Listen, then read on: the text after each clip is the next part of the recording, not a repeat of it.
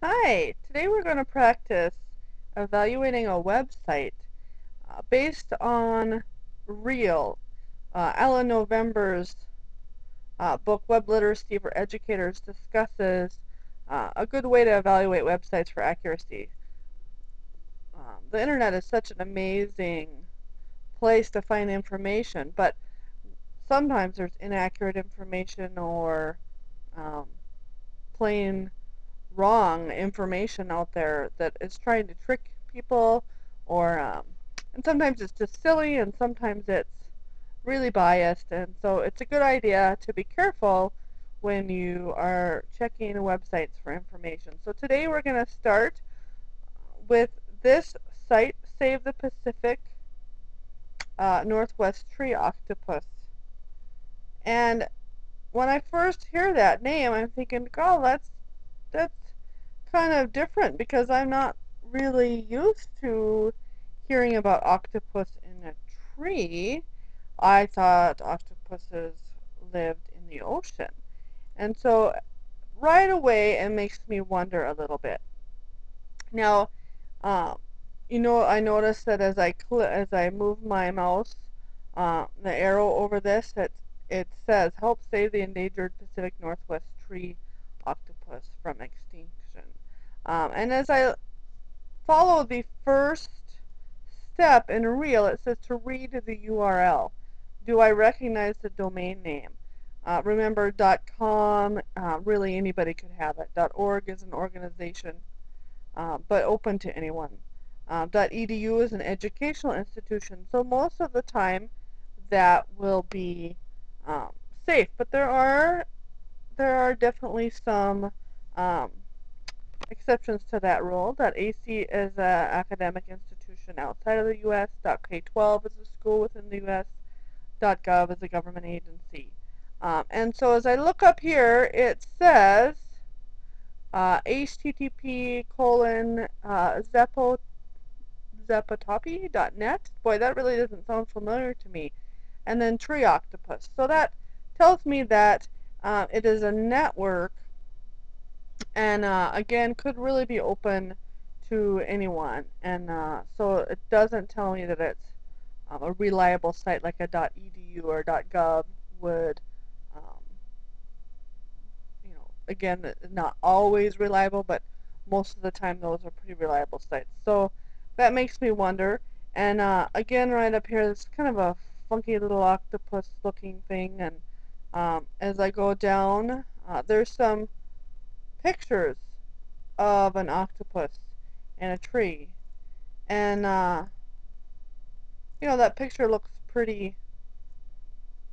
like it's maybe a real octopus in there. But again, I don't know, from what I know about the octopus, I'm not sure that an octopus could live in a tree. So I'd like to find out some more information here. Um, let's see. The Pacific Northwest tree octopus can be found in the temperate rainforests of the Olympic Peninsula and the west coast of North America. Hmm. Well, I do know that up there it tends to be wet, so maybe an octopus could live there. Um, let's see. Intelligent and inquisitive being, has a brain to body ratio for any, oh, largest, okay. Largest brain.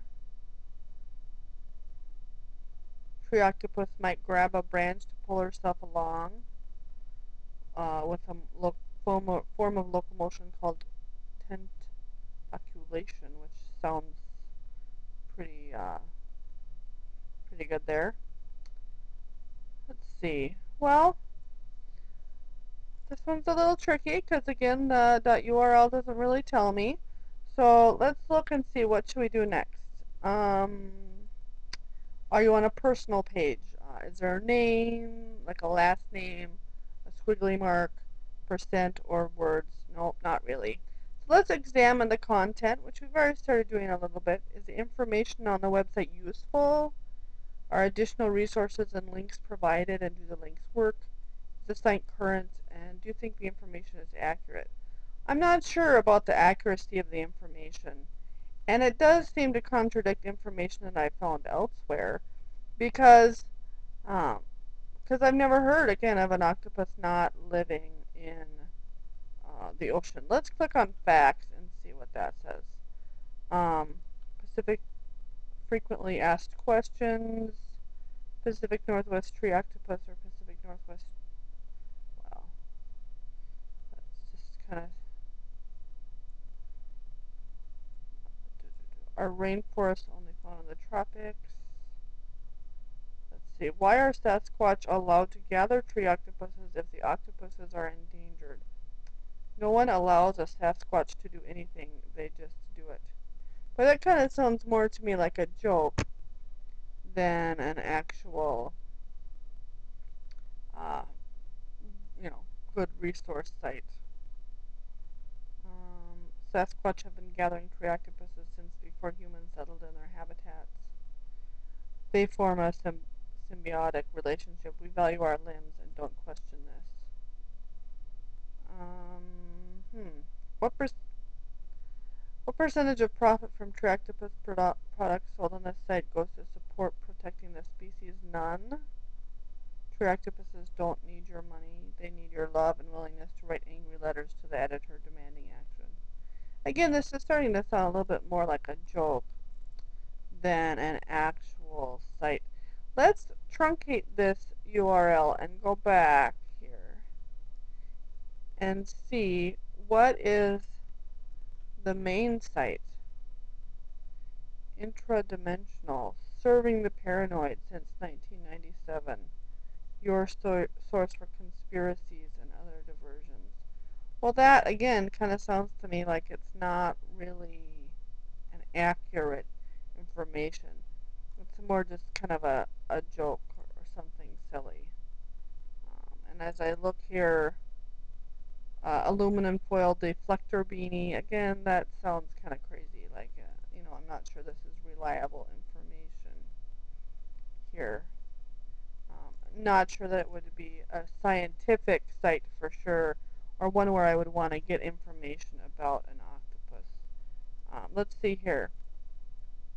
Um, the other parts of uh, the reel are E for examine the content, and as we did that, we were starting to find that uh, I don't think the information is that accurate.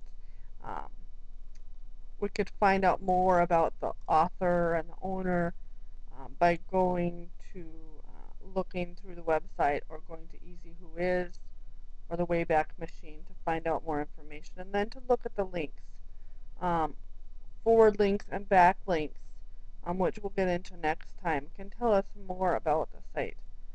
Finally, uh, this is taken from November's, again, his book, Web Literacy for Educators. Um, and I think pretty much decided this site is more of a joke than an actual scientific site. But it would be fun to kind of go through again and look at more of this information here and just kind of see more of the joke and look at it as a joke and not really accurate scientific information.